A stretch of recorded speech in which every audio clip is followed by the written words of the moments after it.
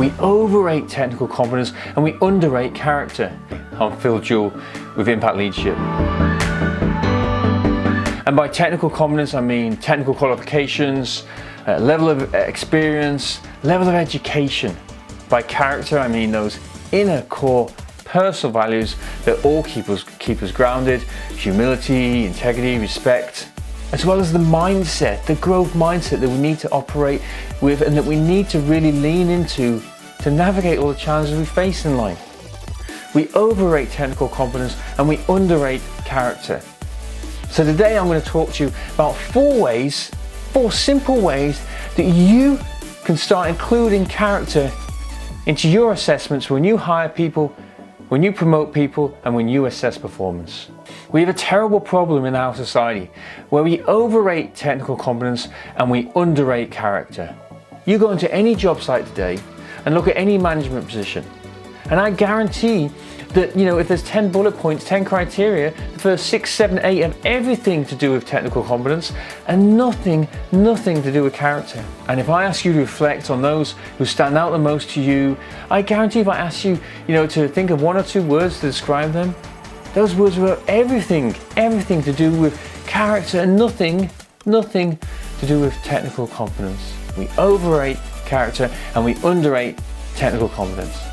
I'm not saying that technical competence is not important, but what I am saying is character is our bridge that allows us to bring our technical competence into play. So technical competence could be on one side of the river, but it's character that's our bridge that allows us to put it into use. I was getting my furnace service recently and they talked about the energy efficiency of it, and I was like, kind of what's that, and there's like 80% and they're like, well, basically it's how much of that fuel the furnace is able to turn into heat. I was like, isn't that a great analogy for our teams and our organization? How much of the talent are we able to put to use? How big, how strong is that bridge, that team character, that individual character, that organizational character, which is a bridge, which allows us to put all this talent to use? The crazy thing is, I actually think we have all the talent we need in most organizations. The question is, are we putting that talent into use? It's like the whole IQ and EQ conversation.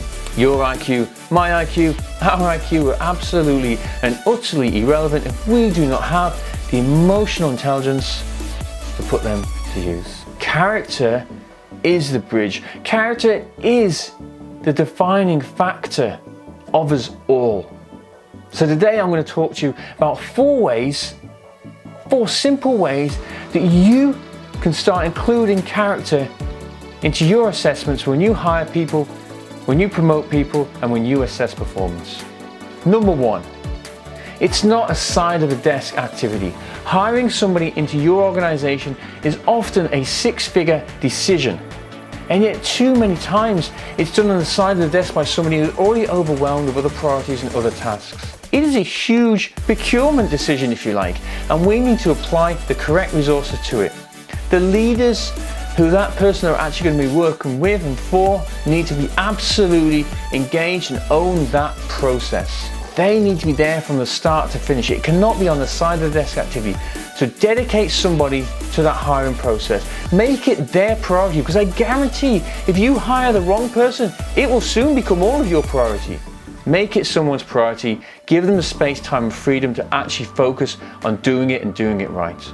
Number two, 360-degree hiring. And no, I don't mean a 360-degree assessment. But what I mean is, and I laugh at this, is whenever I was hired into leadership positions, the people who would make the decision, the people who would hire me, the people who were assessing you at every stage were always those I'd be working for, like my bosses. But 95% of my time and energy and focus is actually serving those that I would have the privilege and be entrusted to lead.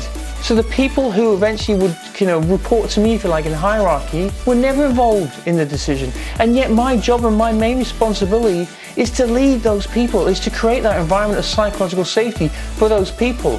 They should absolutely have a say in the hiring process. If you do a traditional interview board and there's 3 people, 2 of those people should be like a stakeholder or a member of the team who would be reporting to you, or whatever it is. You should never ever have a hiring process where the decisions are made solely by people who are senior to that position, because most of the time, especially for a leadership position, most of that time is going to be focused on leading a team. That team needs a say in who gets to be their leader. Number 3, make probation real. It's all about the training week, not game day. I don't care how you can perform on game day during the interview process, assessment process. I don't care about that. Anyone can just step it up. There are professional interview takers in this world. None of that matters. What matters is how you perform during the training week, how you perform when nobody is watching. So make probation real. Make it like sports on these selection and training camps. They never know if they're going to get the contract or not. You know, people say, I'm starting a new job next week. It should be, I'm starting probation. Hopefully that'll lead to a new job in 6 months' time. Make probation absolutely, absolutely real. And number 4, hire for the why, not for the what or the how. Classic Simon Sinek. Often we know what we do, how we do it, we don't know why we do it. But the same with a job description. If you want to attract the right people to that position, if you want to hire for character, it starts with how you advertise that position. Don't talk about what the role will do. Don't talk about how they'll do it. Talk about why they're going to do it. Talk about the reason, the bigger meaning, the bigger purpose that that position exists for. I worked in an organization once where we kept failing to hire into certain positions. Nobody wanted to apply even. We were hiring for what? We were hiring for how. We weren't hiring for the why. So we stopped dusting off the last job description, the last job advertisement, which is often what happens. We threw them away and we started from scratch and we looked at what is the why behind this job? Why does this job actually exist? What's the bigger meaning, the bigger purpose? And then from that, we developed a job advertisement, job criteria. And you'll find that what you do, if you're doing that process, you naturally come out with things which are aligned a lot more with character, a lot more with somebody's passion, somebody's bigger meaning, and less with their technical competencies. So there you have it. 4 things. Give somebody the actual task, the space, the freedom, and make it a priority so they can actually dedicate the right time to the hiring process, selection process, and not a side of the desk activity. Number 2, make it 360-degree hiring. Include people in that hiring and selection and decision-making process who that leader, that manager will actually be leading and managing. Number 3, stop caring about game day, care about the training week. And number 4, create your job advertisements, your job description, the selection criteria based on why that job exists, not what it does, not how it does it.